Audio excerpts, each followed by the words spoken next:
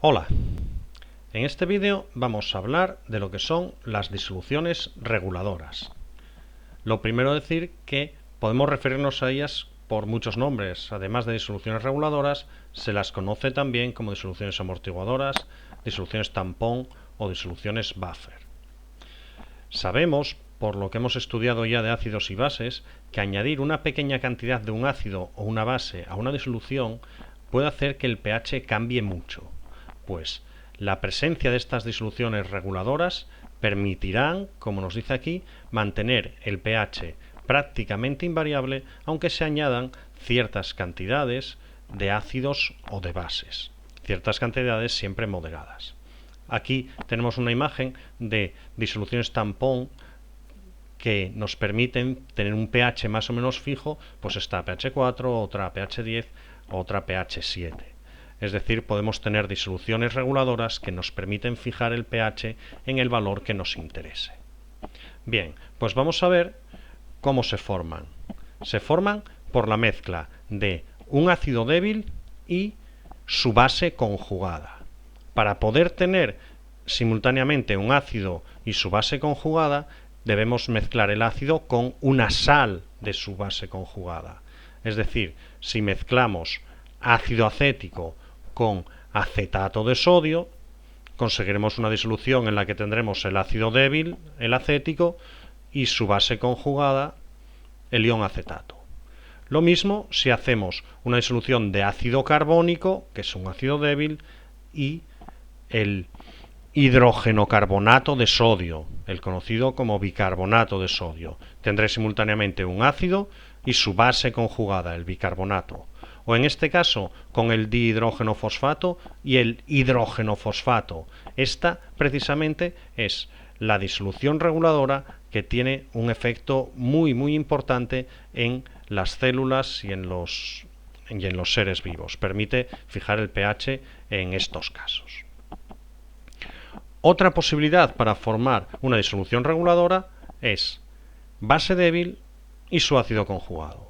El principal ejemplo, sin duda, será la base débil, el amoníaco, y su ácido conjugado, el ion amonio. Por lo tanto, con una disolución de amoníaco y cloruro de amonio, podré formar una disolución reguladora.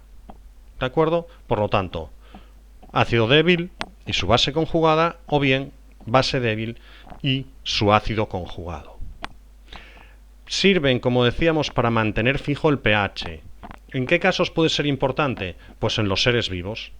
Un cambio muy pequeño en la concentración de los iones hidronio dentro de una célula o dentro de los fluidos corporales de un ser vivo puede hacer que muchos procesos vitales se alteren, que las enzimas dejen de funcionar, que las proteínas cambien su estructura o que procesos vitales como el intercambio de iones se interrumpan o no funcionan adecuadamente. Por lo tanto, esa función, la homeostasis de mantener fijas las condiciones para la vida, viene determinada por la presencia de disoluciones reguladoras que mantienen fijo el pH. Los principales ejemplos de disolución tampón o disolución reguladora en los seres vivos, tanto en las células como en los fluidos vitales, serían el tampón fosfato, el tampón bicarbonato y el tampón hemoglobina. Además de en los seres vivos, en la industria, el mantener fijo el pH para la industria alimentaria, la farmacéutica, la industria agrícola, permite que el pH de un sustrato no cambie, que el proceso de fabricación funcione adecuadamente a un determinado pH y también que el pH del producto final, que puede ser desde una pintura a una crema o un producto dietético, o un producto de farmacia tenga el pH determinado al que su funcionamiento va a ser adecuado. Todo esto se consigue con la presencia, decíamos, de disoluciones reguladoras. ¿Cómo es el funcionamiento de una disolución reguladora de las más clásicas, la de ácido acético e ion acetato? Bueno, primero tenemos que saber que mezclaremos el ácido acético con acetato de sodio, que si tenemos el acetato de sodio, que es un sólido en disolución, se va a disociar por completo. Tendremos, por lo tanto, por una parte los iones sodio, que aquí no nos afectarán para nada, y por otra parte los iones acetato. la presencia de estos iones permite que se establezca el equilibrio ácido acético más agua y en el otro miembro de la reacción ion acetato e iones H3 o más. Este equilibrio es igual que el de disociación del ácido débil, del ácido acético, pero tiene una diferencia y es que en este caso va a estar muy poco disociado el ácido porque la presencia de iones acetato hace que el equilibrio se desplace más a la izquierda que si fuese en agua pura. En agua pura la disociación de un ácido débil es pequeña, pues en este caso la disociación va a ser todavía mucho menor por la presencia de iones acetato. ¿Cómo puede regular el pH? Bueno, pues ¿qué ocurre si añadimos un ácido a esta disolución? Si añadimos un ácido, aumentamos la concentración de H3 o más. ¿Qué ocurre? Que este ácido va a ser neutralizado por la base que tenemos en la disolución. La base es el ion acetato. Según vayamos añadiendo iones H3 o más, serán neutralizados por los iones acetato presentes para producir ácido acético sin que el pH cambie. El que se consuman estos iones acetato no supone que cambien la concentración de iones hidronio que ya teníamos antes. Por lo tanto, el pH se mantiene fijo. Esto equivale en cierto modo a pensar que si añadimos un ácido, este equilibrio se va a desplazar hacia la derecha. Perdón, se desplaza hacia la izquierda en este sentido, consumiendo el exceso de ácido que pudiese haber. Algo que podemos explicar por Le Chatelier. Si añadimos más iones H3 o más, se consumirán yendo en esta dirección.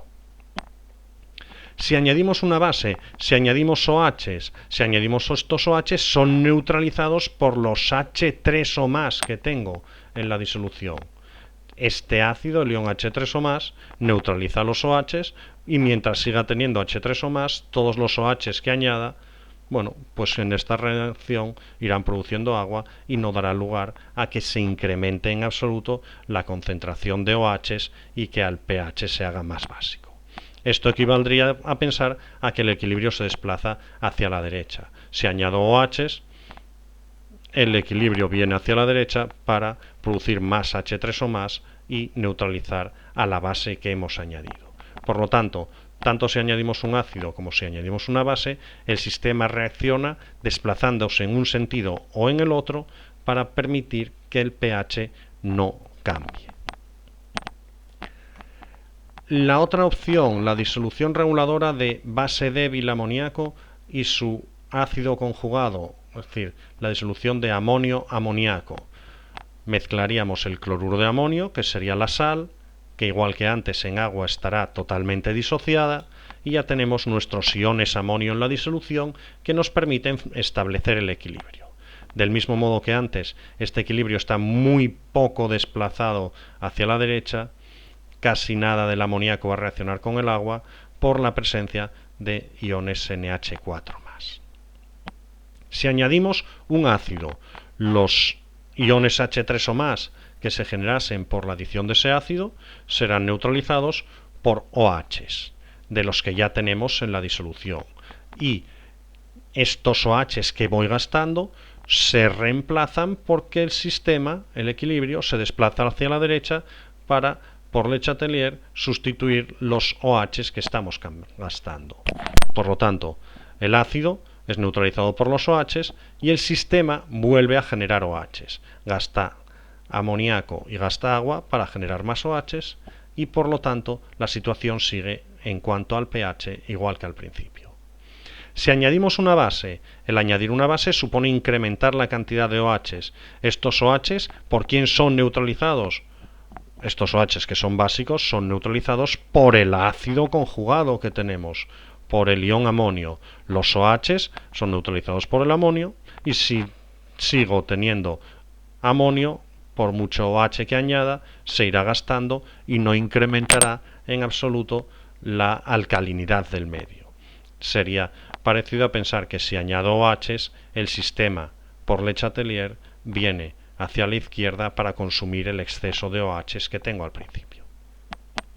Y este sería el funcionamiento de esta disolución reguladora. Tanto si añado un ácido como se añade una base, el sistema reacciona desplazándose, evitando el cambio del pH. Capacidad reguladora de las disoluciones tampón o disoluciones buffer. ¿Qué significa? ¿Hasta cuándo pueden seguir regulando? Pues van a poder seguir regulando, aquí nos lo dice en el texto, mientras siga teniendo suficiente cantidad de las dos especies en el equilibrio.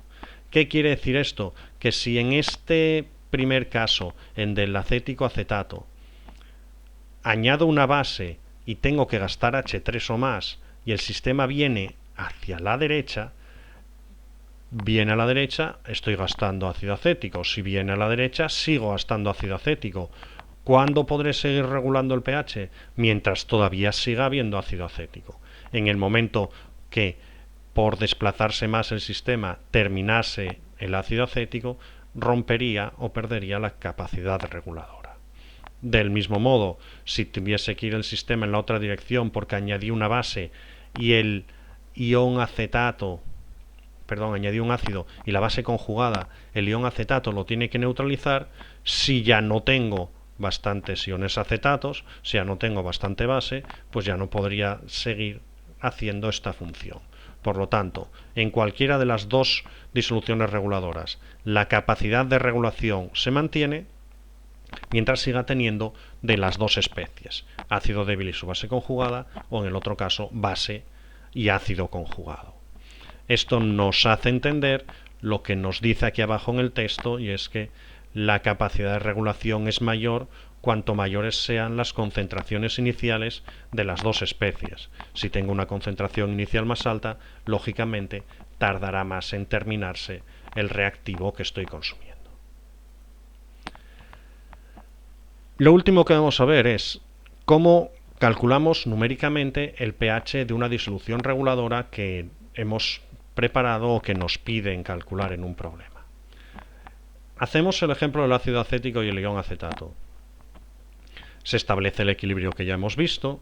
Este equilibrio está regido por la constante de disociación del ácido K sub A ya conocida, con la misma fórmula de siempre, pero con una peculiaridad, y es que como decíamos que el ácido no está nada disociado, aquí podemos considerar que las concentraciones en el equilibrio que aparecen en la expresión de la constante van a ser iguales a las concentraciones iniciales que hayamos puesto de ácido y de sal, la del ion acetato, para preparar la disolución. Aunque en la fórmula van concentraciones en el equilibrio, como sabemos que el sistema inicialmente apenas se va a desplazar, podemos sustituirlas por la concentración inicial de ácido y concentración inicial de sal. Si ahora despejamos la concentración de iones H3 o más para poder calcular el pH, nos quedaría esta expresión.